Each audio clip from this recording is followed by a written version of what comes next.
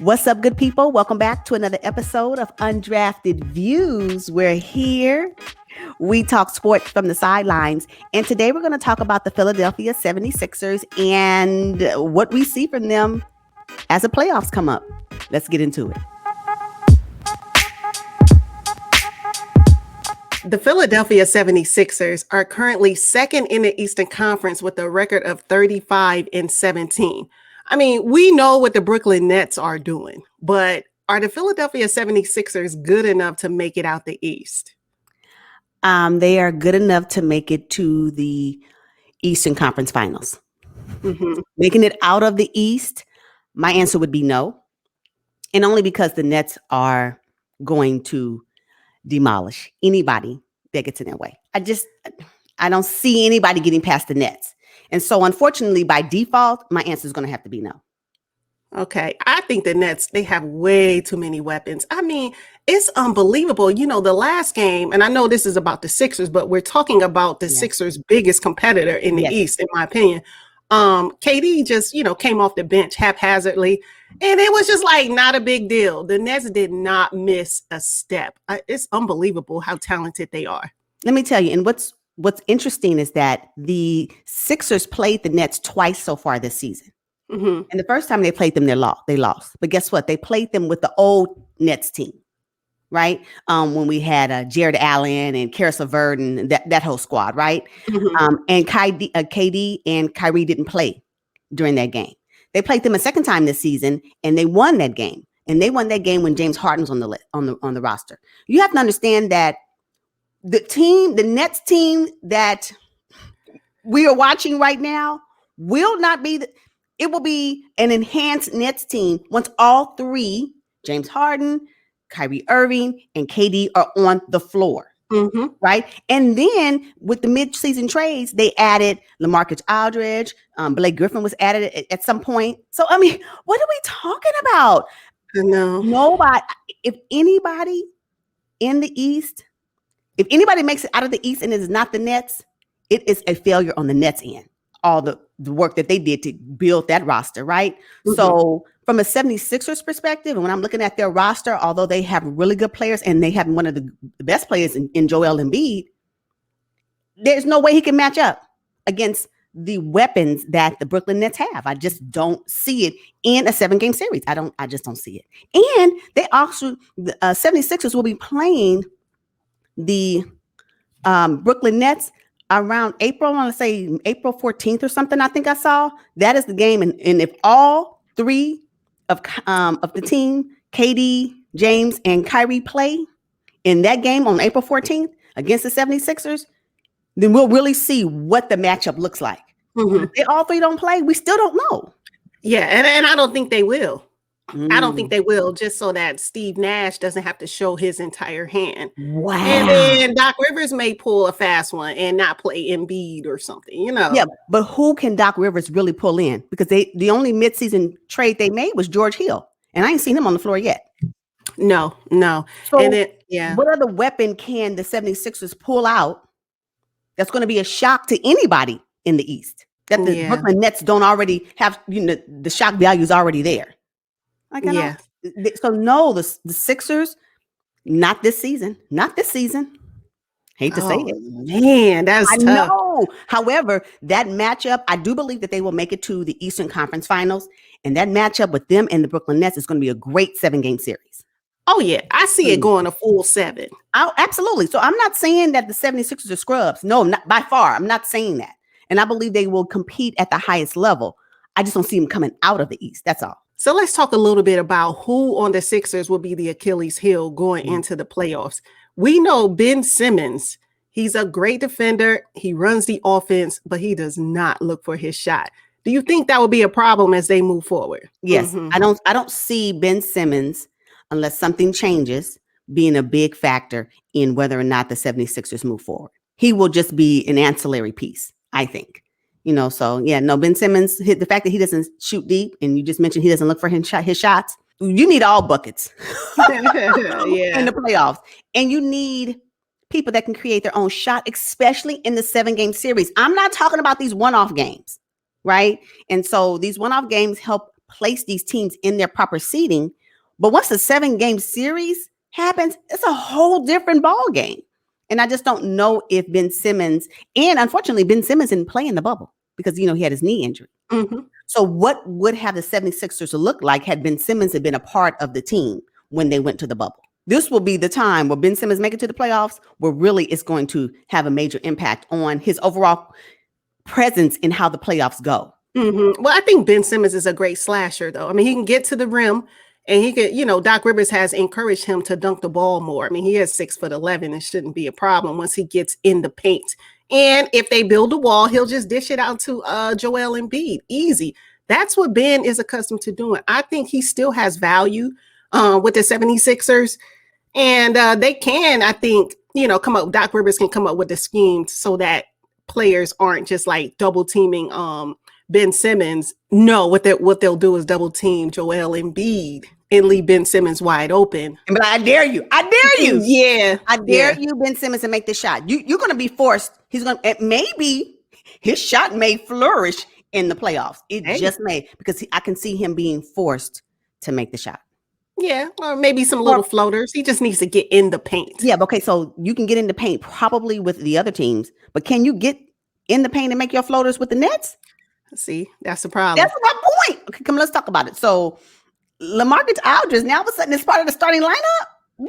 Mm-hmm. And you got Blake Griffin off the court. I mean, off the bench, and they hid DeAndre Jordan deep in the bench, but he's still there. Like, you got Claxton.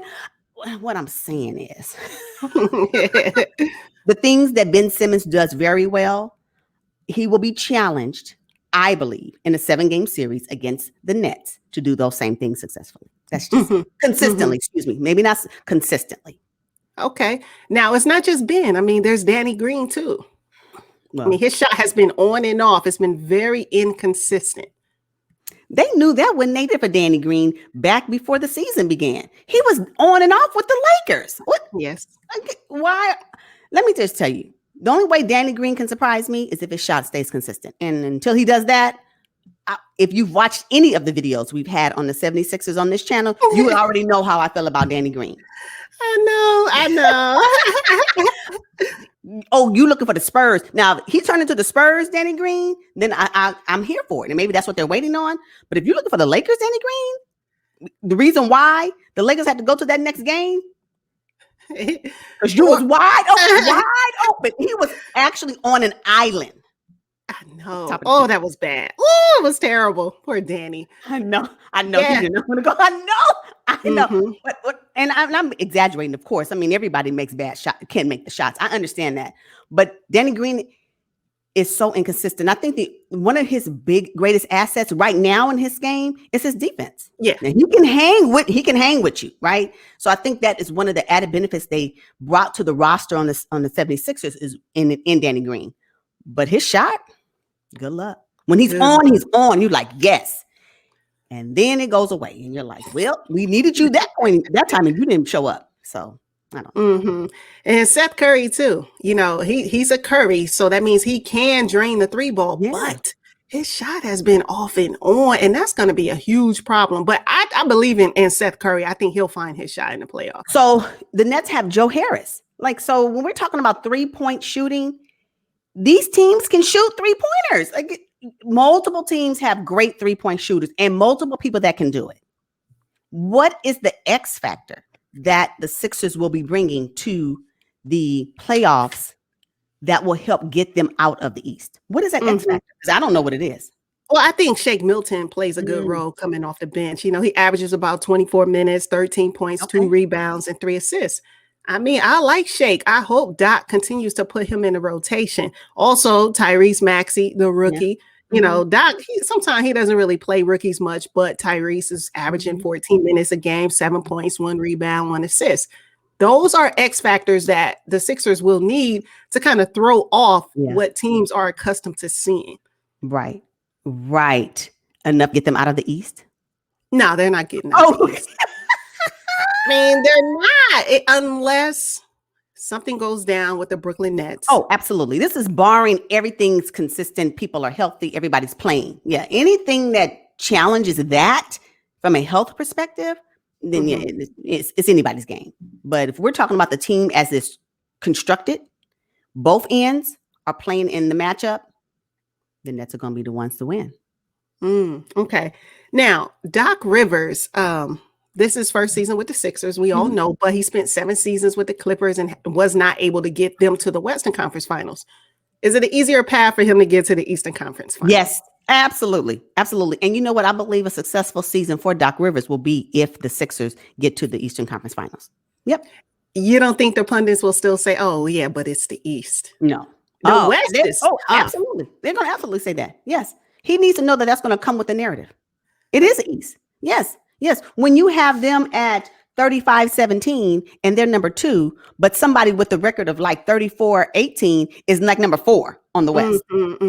You or even number 6. You just the whole matchups in comparison from the East to the West, the record numbers way off as opposed to the ranking. So absolutely that will be part of his narrative. And I'm okay with that because that is the narrative that the East has, right? But if he gets to the Eastern Conference Finals, I think it's a successful season for him. Okay. So. Yeah, it'll be good. But I hate that he won't be able to get the credit that he deserves. Taking in his first season with the Sixers, taking them to the Eastern Conference Finals. There's always that something going to be hanging over his head. And I don't know if I like that. It's going to always be something regardless of who it is. It's going to always be something. Think about it. If it's going to be the Bucks. Ooh, they finally did it. Coach Bud finally got the team, to the Eastern Conference Finals. I think that it'll always be something that any coach that leads the team to the conference finals will have to overcome. It's going to be part of their narrative. So they need to get ready for it. But it's Doc Rivers. He's a legend. I don't care. I don't care about the legend. It doesn't matter. Matter of fact, great. That's great for his resume. Great for his legacy. I think all of that's important. But why should he get a pass when we're talking about this season, right? Him getting the Sixers to the Eastern Conference Finals when he hasn't been able to do that with his legacy when he was with the Clippers for 7 years. To the Western Conference Finals. We're going to take this season for what this season is. And if he's able to get the 76ers to the Eastern Conference Finals, I believe it will be a successful year for him.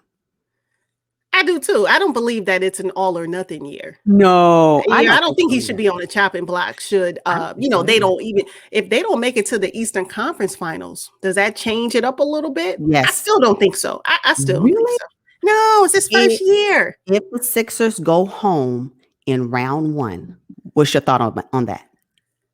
Round 1. Yeah. It really boils down to the matchups. Okay.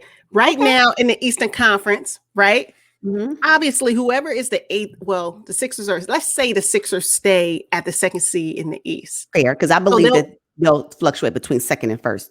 Yeah, so they'll play the 7th seed. Okay. I mean, it just depends on who the 7th seed is. Okay. It's all about the matchups. It is about the matchups, right? So let's see. Okay, so for all intents and purposes, today, the 7th seed is Boston. Oh, they're not going home against Boston. No. No. Okay, so worst case scenario, 7th seed could be Miami. They're not going home against Miami. So it is fair to say, and if by all case and purposes, the 7th seed could potentially be the Knicks. Ooh, that would be a great freeway series.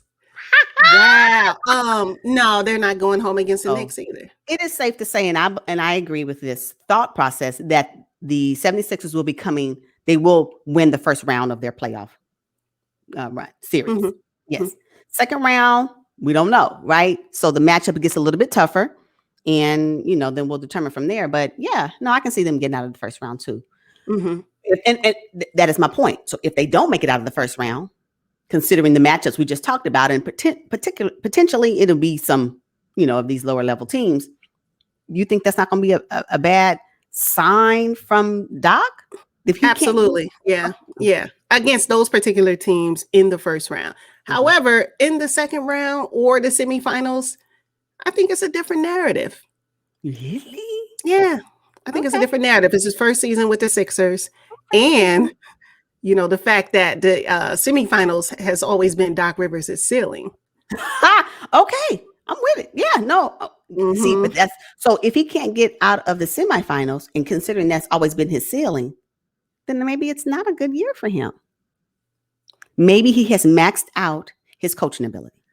That is a possibility. He's sitting up there with 2 all-stars, Yeah. Okay. So we are okay with him sitting up there with 2 all-stars, but we have a problem with Brad and his 2 all-stars. Yes, we have a problem with Brad. I digress. Okay. All right. Okay. So, but seriously though, what is the timeline to gauge Doc Rivers' success? Are we talking about 1-2 years? What are we talking about? I say 2 years. Doc has been in the league for a long time. He's a legend. You mentioned that. We're just going to let him sit for another 5 years? No. No. I'll give him 1 more year. I'll give him next year. Wow. So much pressure. I don't know when Ben and Joel's current contract is up, but I would venture to say Doc has that period of time. Oh, okay. When Ben and Joel are up for re-up, they're going to be looking at the entire team and, and the coaching staff as well. That's fair. That's fair. Yeah. Yeah. Looking forward to it. It's getting close. I think they have about maybe 20 more games left on the season. I don't expect Joel Embiid to play all 20 games. No. They're going to rest him up for the playoffs, I'm sure. They need to. And I don't know, is he really comfortable playing with that big old brace? I mean, it is huge. He can't be. Oh my gosh. Long term. And so anything I'm talking about right now, I'm talking about playoff time, right? Can he really play a 7-game series with that big brace on his knee? It just seems kind of weird. So I agree. I can see him getting some resting periods before the playoffs begin because he will not be able to rest in the playoffs. Oh, no. One thing about Joel that I really like is the fact that he can draw some fouls. He'll get your entire front court in foul trouble. On command. He's amazing at that. Do you think that teams will know how to circumvent that? Nah.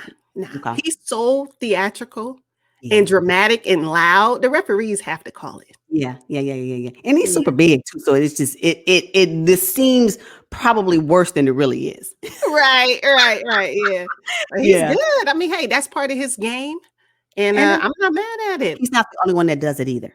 He's not the only one. He may be the most skillful at it, but he is not the only player that knows how to draw fouls. All right, you guys, we're going to wrap up this episode on the Philadelphia Sixers. Make sure you drop down and let us know what you think about this. And if you believe the Philadelphia 76ers can make it out the East. All right. We will see you guys on the next one. But until then, peace, y'all.